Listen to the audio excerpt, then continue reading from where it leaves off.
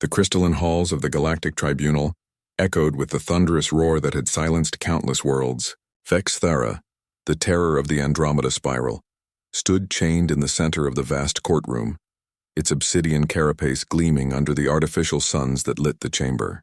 20 feet of pure nightmare, with mandibles that could crush starship hulls and claws that had carved through the defenses of 17 civilizations.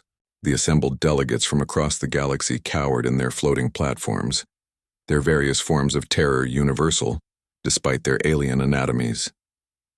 The Zephyrians' crystalline bodies dimmed to near transparency. The gaseous umbrals condensed into tight, fearful spirals. Even the mighty Corvaxians, whose metal shells could withstand plasma bombardment, retreated behind their energy shields.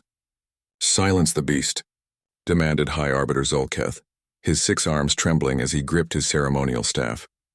The neural dampeners hummed louder, but Vex Thera only roared again, the sound waves cracking the reinforced viewing panels. "Your pathetic tribunal means nothing," the monster bellowed, its voice a chorus of grinding metal and dying stars. "I have consumed the screams of billions. Your laws are dust before my—" A single soft clearing of a throat cut through the chaos. The delegate platform from Sol 3 drifted forward, carrying a creature so unremarkable that many species had initially dismissed it as a maintenance drone. Standing barely 6 feet tall, covered in simple fabric, the human looked almost comically fragile next to the cosmic horror that dominated the chamber. Ambassador Sarah Chen stepped forward, her movements unhurried despite the monster's renewed thrashing against its quantum restraints.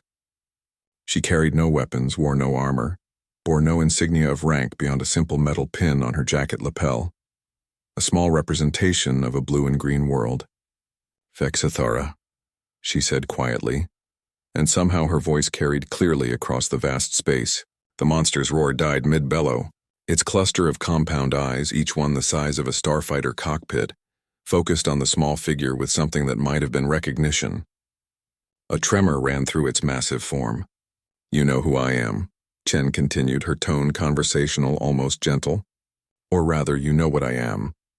The tribunal watched in stunned silence as Vex Thera, the scourge that had reduced star systems to cosmic dust, began to back away from the human as much as its restraints would allow. "I've read your file," Chen said, reaching into her jacket pocket. The monster flinched as if she'd drawn a plasma cannon. Instead, she produced a simple tablet. 17 systems. 43 billion sentient lives. Quite the resume. Her finger swiped across the screen. "But there's something interesting here. You've been very careful about which systems you've attacked, haven't you? Notice a pattern?" She turned the tablet toward the creature. A holographic display showed the galaxy, with red markers indicating Vex Thera's conquests. Conspicuously absent from the destruction was a small spiral arm on the outer rim. "You've avoided human space entirely," Chen observed. "Even curved your path of destruction around our colonies." "Why is that, Vex Thera?" The monster's mandibles clicked nervously. When it spoke, its voice had lost its cosmic fury, reduced to something almost plaintive. "Your species is unpredictable," rumbled. Chen smiled. Not the diplomatic smile she'd worn during formal proceedings, but something sharper. Something that made the other delegates unconsciously lean back. Unpredictable. That's one word for it. She began walking in a slow circle around the restrained creature. "Tell the tribunal about the Zirian incident." Vex Thera's eyes tracked her movement. I do not." 50 years ago," Chen continued, her voice still that same gentle tone. "You attacked a mining colony in the Zirion system. Small place, only about 10,000 inhabitants. Mostly automated, but there were some organic workers, including, as it happened, a human engineering team." The monster's breathing grew labored. Around the chamber, delegates leaned forward, sensing that something crucial was about to be revealed. The colony had no defenses, no military vessels, no weapons of any significance. Should have been trivial for something like you. Chen stopped directly in front of the creature, tilting her head up to meet its gaze. "But you left.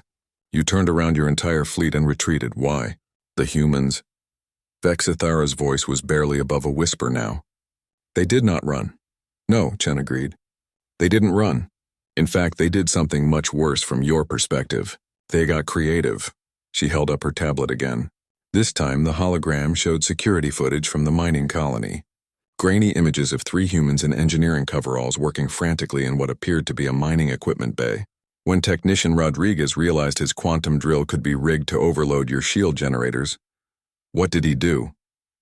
Chen asked conversationally. Vexthera shuddered. He laughed. He laughed, Chen confirmed. And when Engineer Park figured out how to turn the mining charges into guided missiles using the colony's automated systems, what did she say? She said. The monster's voice cracked like breaking stone.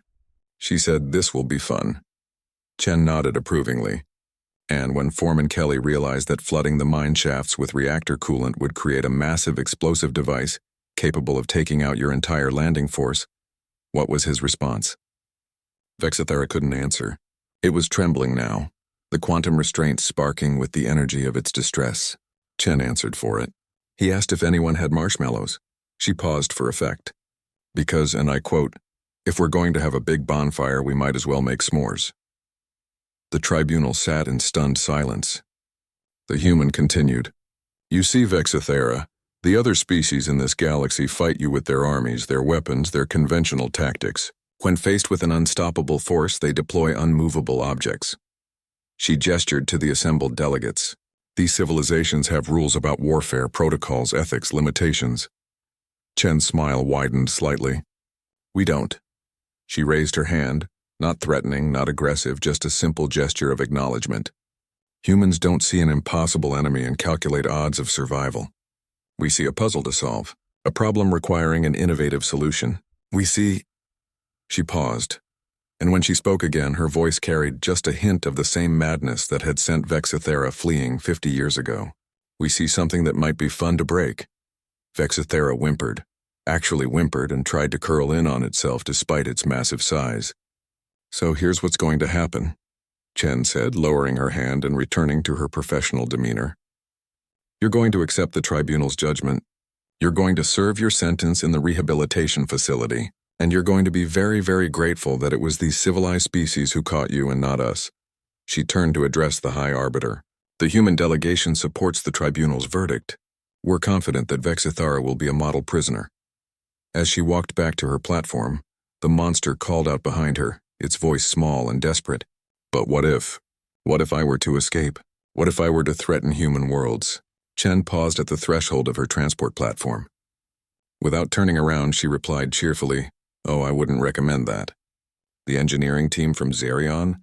They've spent the last 50 years wondering what you might taste like barbecued. She stepped onto her platform and began to drift away.